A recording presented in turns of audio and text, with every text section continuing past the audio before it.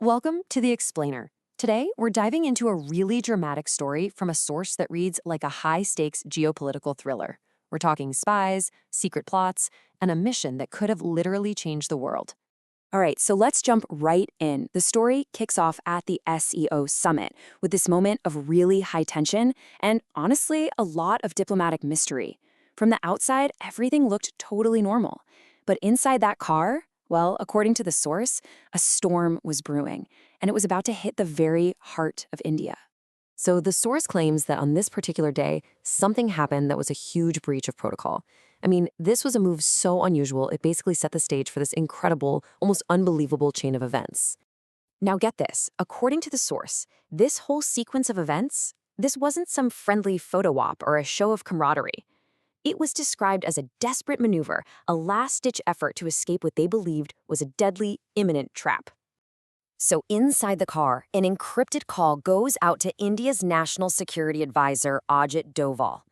And that's when the terrifying truth allegedly came out. President Putin reportedly passed on the message. An assassination plot was officially in motion, and the target was the Prime Minister of India. So you have to be asking, what was this plot? Where did it come from? Well, the story then takes us back a few days to a five-star hotel in Dhaka, Bangladesh. This, the source claims, is where the entire conspiracy was being run from. And here, the source introduces us to the story's main antagonist. He's a 50-year-old man who checked in on August 27, 2025.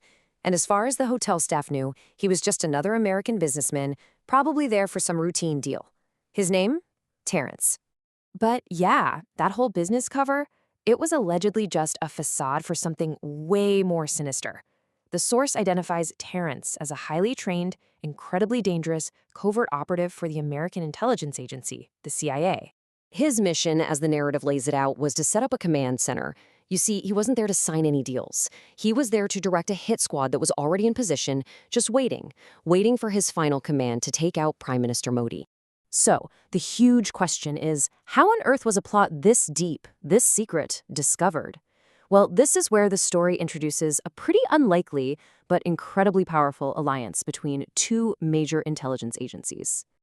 According to the source, Russia's SVR intelligence agency was the first to realize something was seriously wrong. Their systems started picking up these really unusual signals. We're talking high-level CIA encryption protocols that just should not have been active between Bangladesh and the summit. They knew this was big, and they immediately shared the intel with India. This all led to an emergency midnight meeting in New Delhi. You had India's RAW, with its deep-rooted human intelligence networks, and Russia's SVR, with its crazy powerful signals intelligence. The source says they combined forces to take on this threat because their objectives, they were perfectly aligned. The narrative describes India's response as anything but quiet. It was swift and it was resolute. A crystal-clear message was allegedly sent from National Security Advisor Ajit Doval, basically signaling that any threat at all, to the Prime Minister would be met with absolutely overwhelming force. And that brings us to the counter-operation itself. The source gives it this fittingly cinematic title, and you'll see why. They called it Operation Silent Takedown. The joint master plan was simple, but it was deadly effective. Cut off the head of the snake. They knew the hit squad on the ground was useless without the direct command from Terrence in Dhaka. So if you neutralize him, the whole plot just crumbles. The execution was just as precise as it was silent. The source claims that on September 1st, as Terrence sat in his hotel room, just about to give that final order, he was eliminated. And not with a bullet, but with a super sophisticated poison, the kind only used by the world's top agencies, mixed right into his drink. Within seconds, his nervous system just shut down and the threat was neutralized, just like that. But hold on, the story doesn't end there, not by a long shot. The mission was a success, but what happened next, according to the source, points to a massive, almost frantic cover-up operation. I mean, the speed and the sheer totality of this alleged cleanup was remarkable.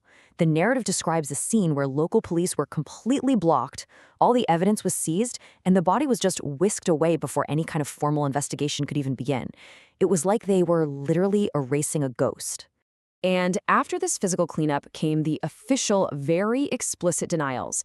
The U.S. Army Special Operations Command spokesperson is quoted as saying not only that no such operative was killed, but that the individual in question was safe and sound in the United States, and that there were no ongoing operations in Dhaka whatsoever.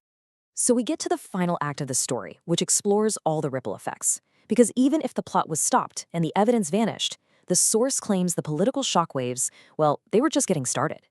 When he returns safely to India, Prime Minister Modi is said to have made this really cryptic remark at a public summit.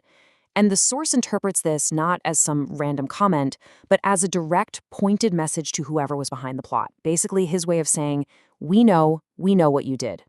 The source also points out that in the month that followed, a whole bunch of high-profile international trips for the prime minister were suddenly canceled or postponed. And the narrative makes you wonder, was that just a coincidence? Or was the security threat now deemed so severe that they just couldn't take any more chances? And this right here is the source's answer to the big question, why does any of this matter? It frames this whole assassination attempt not as some isolated incident, but as just one piece of a much larger strategy. It connects the dots to this theory of a so-called ring of fire, a strategy of creating instability in India's neighborhood to strategically encircle the country and weaken its independent foreign policy. So, in the end, the source leaves us with this really provocative thought.